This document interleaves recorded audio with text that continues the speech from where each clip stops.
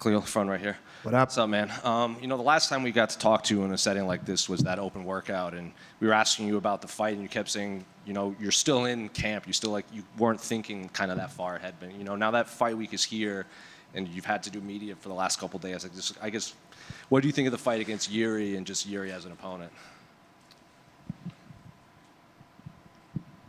Big fight. Big fight. Strong competitor. Great matchup. Exciting matchup. Succinct. Your fight against Alex, you had him scouted out pretty well, and then Jamal, I know you were kind of going in there maybe a little limited, but it seemed like you had him scouted out well too. I guess the narrative surrounding Yuri amongst fans and probably a lot of us is he seems very unpredictable in there. So I guess when you're watching him fight, is he that unpredictable, or when you're kind of breaking him down, do you see kind of methods to the madness of facing Yuri? In short, I see methods to the madness, but it doesn't take away the fact that, yeah, he can be very unpredictable. How does it feel to be able to fight on a pay-per-view here in Las Vegas? I know the last few times you fought here, it's always been like Apex cards. Yeah, it's interesting, definitely, especially from, fighting at the Apex multiple times in a row. And now I'm here fighting in front of the, local crowd. It's going to be cool. Yeah, I'm excited to feel the energy that night. We spoke to your coach a couple weeks ago, and then you said something similar where you said you both felt like this was the best camp you've had together leading up to this. So I guess what was different about this camp compared to your previous camps that was just the best, like you said? I'd say that it's just constant progress, right? Like I haven't let my foot off the gas since my first fight in the Apex. It's just been constant progression. Every camp, I just do my best to get a little bit better, a little bit better, a little bit better. So with that, I'd hope that this camp would be the best one, you know what I mean? And not one in the past be better. You get me? You know what I mean? So I think that's all it is just consistency and effort. How's it been able to be peaking with Merab at the same time in camp, just watching his preparation for his title fight? Oh, it's been interesting. Yeah, Merab is a different animal. Sometimes I watch Merab and I just really don't understand where the energy comes from. I'm like, I just watched you do 6 rounds yesterday. How the hell are you here doing 6 more the next day and still able to go out and do everything that he does? So like the guy's a massive ball of energy. It's pretty inspiring to be around, honestly. Because there's just not many that are like Merab. I think I saw a video on your YouTube channel where you said you like watching people train because you can always take he throws maybe a leg kick differently or he hits pads differently. Like, what are you taking away from Merab, or is it just kind of like an energy thing from just being around him? I like Merab's adaptability, man. Like, he has a great ability to adapt in the cage, and if one style is not necessarily working for him, then he'll mix it up and do something that's a little bit more effective. And his approach. So it's been great, yeah. And then just last one for me. When we spoke with John, he said that he can't imagine a world this goes to the judges' scorecards. And if it does, it's going to have eyeballs hanging out, broken limbs, and everything. So is that kind of what you're expecting against Yuri, too? Just kind of like an all-out kind of violent fight in there? I hope not. I'm ready for whatever. Honestly, everything right now is lighthearted, everything, but I'm prepared for whatever. I think that after that Alex fight, I proved to myself how far I can go and how far I'm willing to go if the fight goes there. You get what I mean? But am I praying for this violent, bloody match? Absolutely not. That's yeah. So if it goes there, it goes there. Can it go there? Absolutely. And I'm prepared. Absolutely. Is it weird when we ask questions like that? Yeah, 100%. You're like, hey man, why are you trying to put this out there? No, I think it's just you guys ask questions that I don't necessarily think about. So answering them on the spot, sometimes it's yeah. But All good, all good. Yeah. Here, Khalil. Another one to put you on the spot a little bit. You enter this fight tied for the most knockdowns landed in light heavyweight history with Chuck Liddell and Shogun Rua. Shogun hasn't got one since December 2018. Chuck Liddell's last UFC knockdown was in 2006, so that record has stood for a very long time. If you got a knockdown in this fight, get to 15, what would that mean to you to be the record holder in this division? Oh, it would be amazing. I love that. You know, like when I heard the first time that I was like, I think I was like right behind Chuck, and I think the knockdown against Jamal or something like that kind of helped the numbers go up. I thought it was cool to be mentioned amongst a Shogun Rua and a Chuck Liddell, and then to like, you know, even surpass that. That would be great. That would be something that that I'd be proud of, and yeah, it would mean a lot to me. It's probably like a better post-career question, but to sit here now and be in there with some of the greatest strikers, not only in this division's history, but the entire sport, can you even like put yourself in the shoes of what that means to you? I would say now that you brought it up, I'm gonna digest it and really take it in and appreciate it, because it is a cool thing. It's a good thing, and oftentimes I can get so caught up on other stuff and being so focused on fighting, you know what I mean? So thank you for actually bringing that up, because today I'm gonna hold that and make sure that you know, that I can walk away with something that I can be proud of today. Yeah. What did you think of the fight between Carlos Ulberg and Dominic Reyes? Oh, great performance. Yeah, absolutely. Man, what a knockout, for sure. Yeah, I mean, he did what he needed to do. Carlos, it sounds like he's coming here. He's going to be cage side. Does this up the stakes of what you and Yuri need to do there if you're looking to make this win one that leads you into a title fight? No, man, I'm focused on what I need to do. Whoever's in the crowd, front row, back row, behind stage, I can't focus on that. So I've got a job to do, and that's what's going to happen. Khalil over here. You've obviously had a very inspiring journey. You were a 300-pound teenager, and you overcame so much to get here. What part of that journey do you think people misunderstand the most?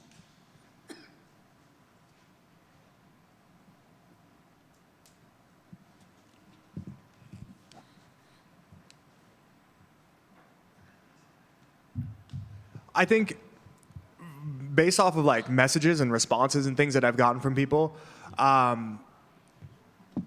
I think that there's like a misconception that like now I have the answers and that I can help. You know what I mean? Like I get so many messages from people asking me, what's the solution?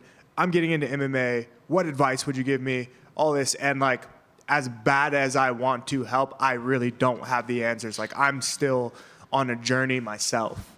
The only thing that I can really do is lead by example.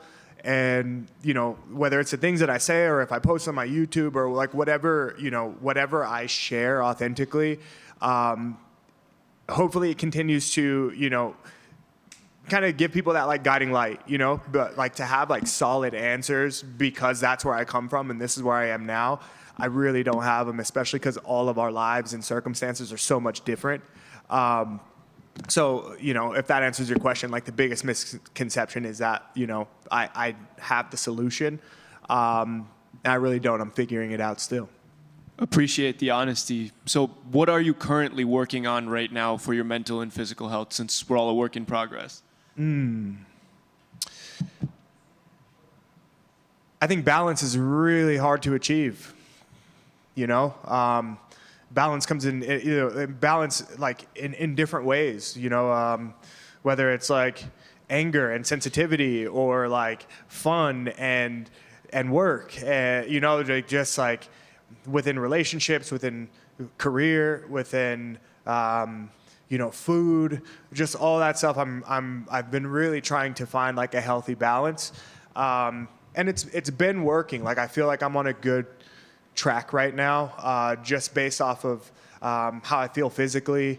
The mental ups and downs are not as steep right now. And I would say that that's kind of the place I'm in.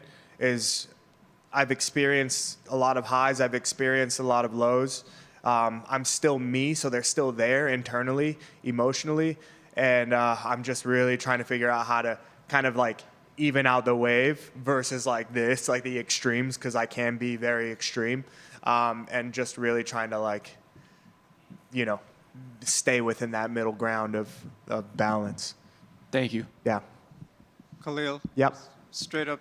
Hey. Talk. To follow up on that a little bit, you were featured in GQ talking about masculinity and just what it means to you, here in 2025. Just wondering, one, it was a very enlightening article, but two, did you get some more feedback? Because obviously that reaches a ton of people not in the whole UFC MMA bubble, and just what feedback did you receive from people who read it? I received some good feedback, from some mentors, from some other men in my life where we're like, oh man, that's really cool. Like I would have never known that had I not, read the article. I think it was a good chance for me to open up on a different platform, because I don't think that UFC fans necessarily care too much about, a lot of the stuff that I have to say. I hear sometimes, I read sometimes that maybe I'm too emotional or this and that. And I understand that it's like, no, it's just not maybe the right audience. You get what I mean? Like most UFC fans are, they want to watch us fight. They want to see, kind of full masculinity. If we looked at it on a spectrum, they want to see full masculine. So the GQ article was nice to kind of reach out and share, who I am and what I believe and what I think with a broader audience. And it was cool. Definitely like a bucket list thing as a man to be, featured in GQ. And yeah, it was really cool. And I can't wait to do more. Yeah.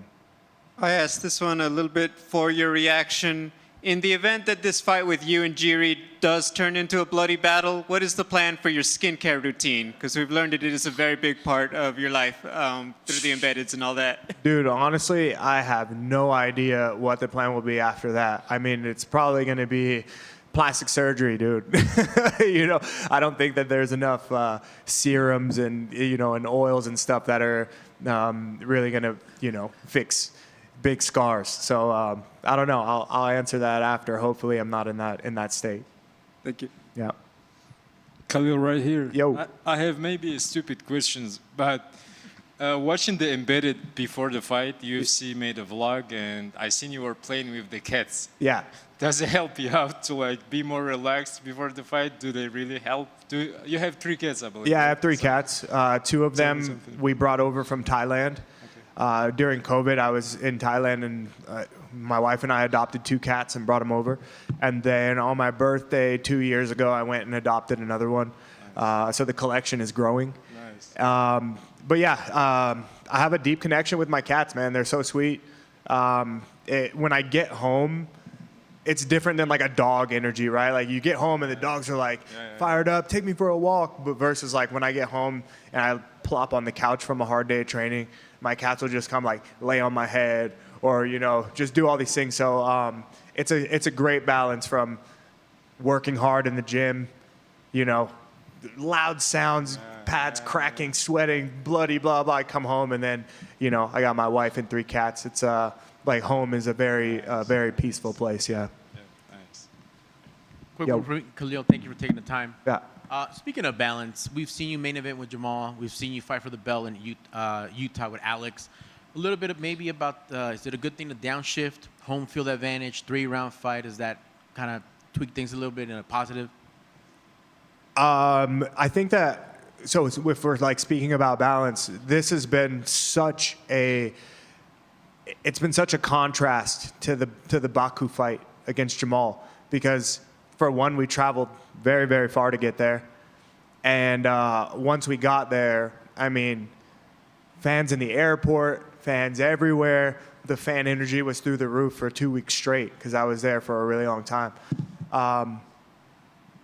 What else?